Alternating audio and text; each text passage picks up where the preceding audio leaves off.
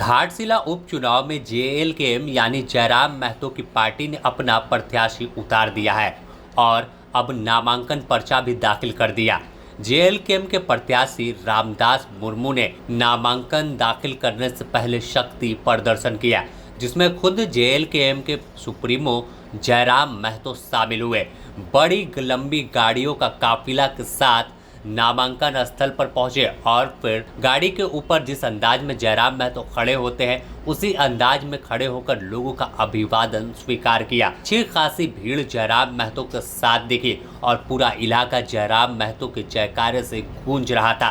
तस्वीर देखिए किस तरह से लंबी गाड़ियों का काफिला लेकर जयराम महतो के प्रत्याशी जयराम महतो के साथ आगे बढ़ रहे हैं और पूरा हाईवे जाम सा दिख रहा है। हर तरफ कैंची छाप का जो निशान है, जो झंडा है वो दिख रहा है और सीधे तौर पर एक बदलाव की ओर बढ़ने का दावा जयराम महतो कर रहे हैं कि अब घाटशिला की जनता आगे बढ़ चली है और रामदास मुर्मू को जिताकर विधानसभा भेजने का काम करेगी।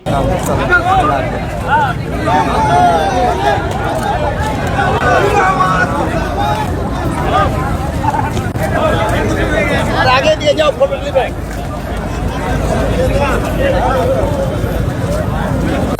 पत्रकारों से देख सकते हैं बातचीत करते हुए अनुमंडल कार्यालय की ओर।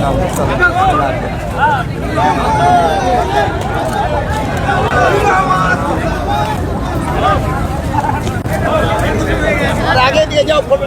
बता दें कि जयराम महतो की पार्टी ने रामदास मुर्मू को इस बार उपचुनाव में भी उम्मीदवार बनाया है। हालांकि पिछले चुनाव में कुछ अच्छा प्रदर्शन इनका नहीं रहा था।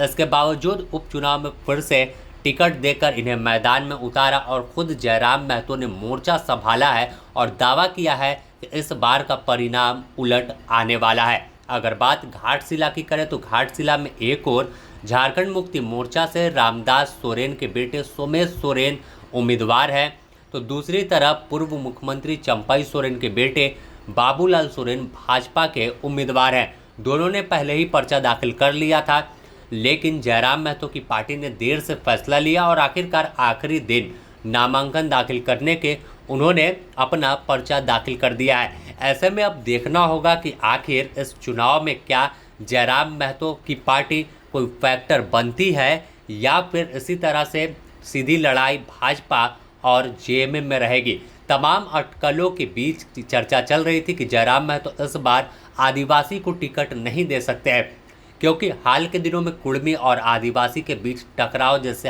हालात थे।